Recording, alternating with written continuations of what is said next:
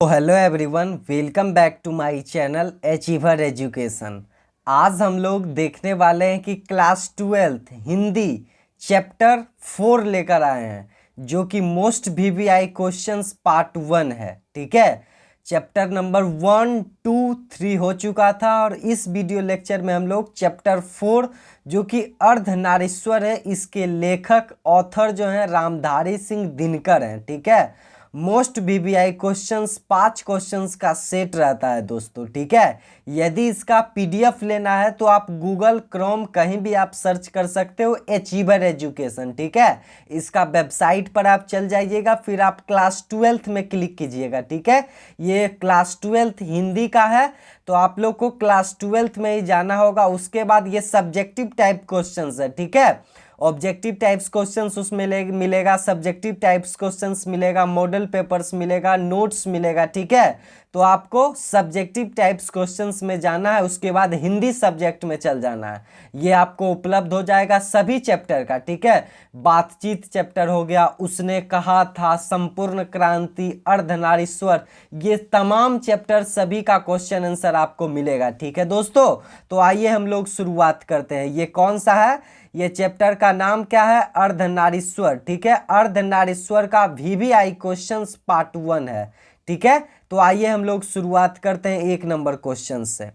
क्या लिखा गया है? यदि संधि की वार्ता कुंती और गंधारी के बीच हुई होती तो बहुत संभव था कि महाभारत ना मचता।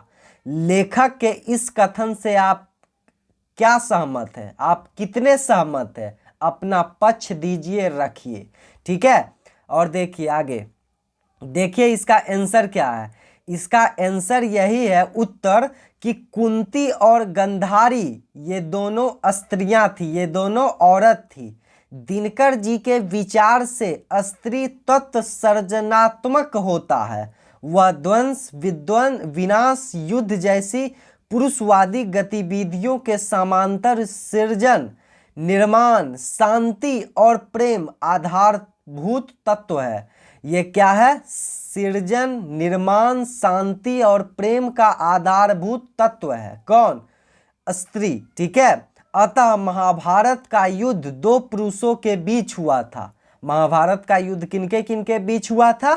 कृष्ण और दुर्योधन की संधि वार्ता के चलते हुआ। ठीक है, हुआ की जगह, आगे क्या लिखा गया है? की जगह यदि यह संधि वार्ता उक्त दोनों स्त्रियों के बीच होती तो यह संभव था कि महाभारत नहीं होता।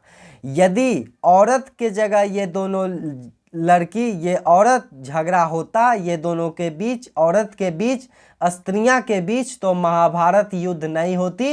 ये लेखक के अनुसार कथन है। ठीक है, और ये जो युद्ध हुआ था महाभारत जैसे युद्ध, ये कृष्ण और दुर्योधन के बीच हुआ था, संधि वार्ता के चलते हुआ था दोस्तों। और आगे क्या लिखा गया है? स्त्री तत्व जो शांति, सहिष्णुता, क्षमा, दया की भावनाओं से सम्मिलित होता है, ऐसे विनाशक कृत्य को स्वीकार नहीं करता। ऐसे विनाशक को स्वीकार नहीं करता। कौन? स्त्रियां। ठीक है, स्त्री तत्व जो शांति, सहिष्णुता, क्षमा, दया की भावनाओं से सम्मिलित होता है, ऐसे विष्णु कृतित्व को स्वीकार नहीं करता दोस्तों। ठीक है, ये क्वेश्चन नंबर 1 हो गया। ये क्वेश्चन नंबर 2 में हम लोग चलते हैं। देखिए क्या लिखा गया है। रविंद्रनाथ टैगोर, क्या लिखा गया है? रविंद्रनाथ टैगोर, क्या लिखा गया है? प्रसाद, क्या लिखा गया है आगे? दूसरा नंबर क्वेश्चन, रविंद्रनाथ प्रसाद और प्रेमचंद्र के चिंतन से दिनकर क्यों संतुष्ट थे? ये दोनों के चिंतन से क्यों दिनकर जी असंतुष्ट थे? ठीक है, संतुष्ट नहीं थे, असंतुष्ट थे। ठीक है, तो इसका उत्तर क्या होगा? देखिए, रविंद्रनाथ टैगोर और प्रसाद ने, ठीक है, कौन कौन? रविंद्रनाथ टैगोर और प्रसाद। ठीक है, देखिए इसमें जो है ये सब्जेक्टिव टाइप्स क्वेश्चंस जो होता है, इसमें कई प्रकार के आपको ऑब्जेक्टिव टाइप्स भी क्वेश्चंस मिल जाएंगे। ठीक है, वो खुद से आप बनाइए, ऑब्जेक्टिव ढेर सारा मिल जाएंगे। एक अच्छे क्वेश्चन सब्जेक्टिव टाइप्स में उसमें 10 से 20 के आसपास ये ऑब्जेक्टिव टाइप क्वेश्चंस निकल जाते हैं दोस्तों, ठीक है। तो ये मोस्ट वीवीआई क्वेश्चंस 5-6 क्वेश्चंस का सेट होता है जो कि प्रत्येक चैप्टर से, ठीक है, मोस्ट वीवीआई क्वेश्चंस जो पिछले कई वर्षों में ये सब क्वेश्चंस पूछे गए हैं और अगले साल भी ये क्वेश्चन दोहराए जाते हैं, वही क्वेश्चंस लिया गया है, ठीक है। ये चैप्टर का नाम है अर्धनारीश्वर और इसके लेखक रामधारी सिंह दिनकर हैं।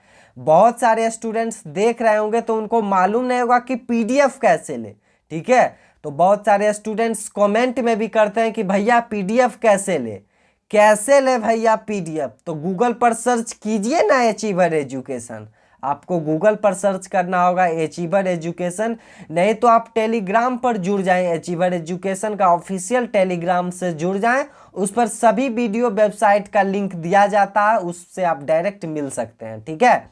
ऑल सोशल मीडिया नेटवर्क से भी आप अचीवर एजुकेशन से मिल सकते हो, ठीक है।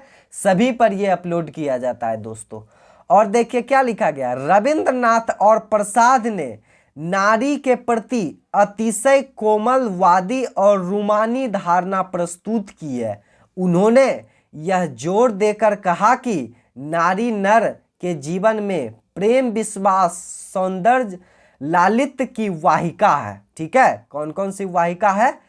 प्रेम, विश्वास, सौंदर्य, लालित्य की वाहिका है। जीवन के संघर्षों आदि से उसे दूर रहना चाहिए।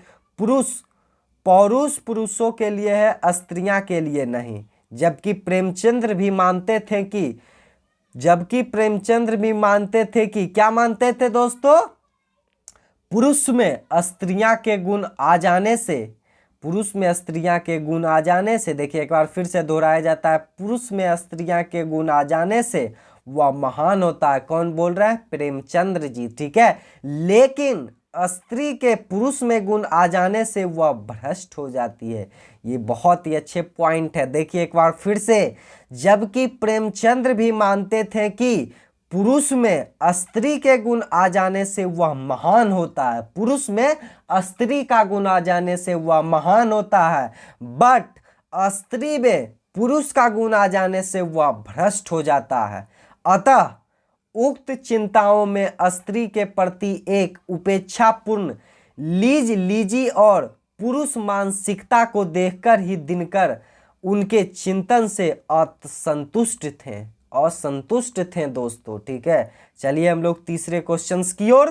क्या लिखा गया है तीसरा क्वेश्चंस देखिए, प्रवृत्ति मार्ग और निर्वर्ती मार्ग क्या है? ये दोनों मार्ग क्या है, ठीक है। ये दोनों मार्ग क्या है? प्रवृत्ति मार्ग के बारे में और निर्वर्ती मार्ग के बारे में, ठीक है। तो देखिए इसका पॉइंट, प्रवृत्ति मार्ग जिस मार्ग के तहत, थोड़ा सा ऊपर किया जा रहा है और डायरेक्ट इसका आंसर देखिए, ठीक है। प्रवृत्ति मार्ग में क्या बोला जाता है? जिस मार्ग के तहत पुरुष स्त्री के प्रति अत्यंतिक रूप से आकर्षित हुआ क्योंकि वह आनंद का भोग चाहता है और उसके अनुसार स्त्री आनंद की खान होती है, यह सैद्धांतिक भोगवाद ही है। और निर्वर्ती मार्ग क्या है दोस्तों? निर्वर्ती मार्ग क्या है? निर्वर्ती मार्ग और प्रवृत्ति मार्ग में देखिए इसका अलग अलग डिफरेंस देखिए। निर्वर्ती मार्ग, जिस मार्ग के तहत, क्या लिखा गया है? जिस मार्ग के तहत स्त्री को पुरुष की तथाकथित परमार्थिक उन्नति में बाधक बनकर जादूगरनी, नागिन आदि विशेषणों से संबंधित का है माना गया है और पुरुषों द्वारा उसे परे धकेल दिया गया है। देखिए इसका डिफरेंस देखिए एक बार फिर से अच्छे ढंग से समझाया जा रहा है दोस्तों। क्या है, क्या समझाया जा रहा है? प्रवृत्ति मार्ग और निर्वर्ती मार्ग क्या है? प्रवृत्ति मार्ग जिस मार्ग के तहत पुरुष स्त्री के प्रति आत्यंतिक रूप से आकर्षित हुआ क्योंकि वह आनंद का भोग होता है और उसके अनुसार स्त्री आनंद की खान होती है, यह दैहिक भोगवाद ही है ना। निर्वर्ती मार्ग क्या है? जिस मार्ग के तहत स्त्री को पुरुष की तथाकथित परमार्थिक उन्नति में बाधक बनकर जादूगरनी, नागनी आदि विशेषणों से संबंधित कर है माना गया है और पुरुषों द्वारा उसे परे धकेल दिया जाता है। चौथा नंबर क्वेश्चंस में आइए, देखिए चौथा नंबर क्वेश्चंस क्या लिखा गया है। चौथा नंबर क्वेश्चंस देखिए, बुद्ध ने आनंद से क्या कहा। क्या लिखा गया है, बुद्ध ने आनंद से क्या कहा। तो देखिए, बुद्ध ने आनंद से कहा कि मैंने जो धर्म चलाया था वह 5000 वर्ष चलने वाला था, किंतु अब वह केवल 500 वर्ष चलेगा, क्योंकि मैंने इसमें नारियों को भिक्षुणी होने का अधिकार दे दिया। दरअसल बुद्ध भी स्त्री के प्रति एक प्रतिक्रियावादी दृष्टि ही यहाँ प्रकट करते हैं, क्योंकि तथाकथित धार्मिक संस्था के पाटन में वे स्त्रियां को दोषी बता रहे हैं, जबकि उसी संस्था के पुरुषों को लोभ और काम वृत्ति के पक्ष में वे दृष्टि पटल नहीं रखते। ठीक है, तो वीडियो को शुरू से लेकर अंतिम तक देखें। ठीक है, ऐसे में आपको जो आएगा समझ ये आएगा 30% ही समझ में आएगा दोस्तों। एक बार आप वीडियो देखिएगा तो ठीक है, और इसमें ऐड कर लीजिए 20%, एक बार और वीडियो आप देखिएगा तो ठीक है, ये मिला जुला के आपको हो गया 50%। और आप पीडीएफ लीजिएगा, पीडीएफ लीजिएगा तभी आपको आएगा 100% समझ। पीडीएफ लीजिएगा तभी आपको आएगा 100% समझ में आएगा दोस्तों। ठीक है, तो आप पीडीएफ लीजिए और गूगल पर सर्च कीजिए। कहाँ आपको सर्च करना है, गूगल पर। क्या सर्च करना है, अचीवर एजुकेशन। बहुत सारे स्टूडेंट्स सोच रहे होंगे कि इसका पीडीएफ कैसे ले, तो आप गूगल पर सर्च कीजिए ना, अचीवर एजुकेशन। ठीक है, चलिए हम लोग 5वें क्वेश्चन की ओर चलते हैं। देखिए 5वां क्वेश्चन क्या लिखा गया है। 5वां क्वेश्चन यही लिखा गया है, स्त्री को क्या लिखा गया है। देखिए एक बार थोड़ा सा ऊपर हम लोग चलते हैं। स्त्री को अहेरिन, नागिन और जादूकरनी कहने का पीछे क्या मंशा होती है। क्या ऐसा कहना उचित है क्या। ठीक है, देखिए इसका उत्तर देखिए। ऐसा कहने के पीछे पुरुष अहंदवांद की विचार होती है। हमारे तमाम महान संतों, कवियों ने नारी के प्रति संकीर्णवादी नजरिया ही रखा है। पुरुष की काम वृत्ति को श्रेष्ठ बताकर स्त्री की इसी वृत्ति का है माना गया है, इसलिए उसे अहेरनी, नागिन, जादूकरनी और कहीं कहीं डायन, चुड़ैल संबोधन भी दिया गया है। स्त्री को ऐसा कहना सर्वथा अनुचित है, क्योंकि नाग और जादूगर के गुण तो नर में भी ज्यादा होते हैं और आखेट तथा अहेर की प्रवृत्ति भी नर ही प्रखर होती है दोस्तों। ठीक है, ये मोस्ट वीवीआई क्वेश्चंस थे, जो कि टॉप क्वेश्चंस माने जाते हैं अर्धनारीश्वर क्वेश्चंस का। ये इसके ऑथर रामधारी सिंह दिनकर हैं। इससे जो आप वीडियो देख रहे हैं 30% ही समझ में आएगा, 20% फिर आप लोग एक बार देखें। और ज़्यादा देखना है तो पीडीएफ लें। ठीक है, पीडीएफ लें, तभी आपको 3-4 बार पीडीएफ देखकर आपको पढ़ना होगा, तभी आपको 50% समझ में आएगा, 100%। तभी आप इससे पूरा कहानी आप समझ पाएंगे। सब्जेक्टिव टाइप क्वेश्चंस हो ही जाएगा, और इससे जितने हो जाएगा ऑब्जेक्टिव टाइप्स क्वेश्चंस, क्योंकि 60% क्वेश्चंस आपको पूछे जाते हैं ऑब्जेक्टिव टाइप्स, जिसमें 50% क्वेश्चंस बनाए जाते हैं दोस्तों।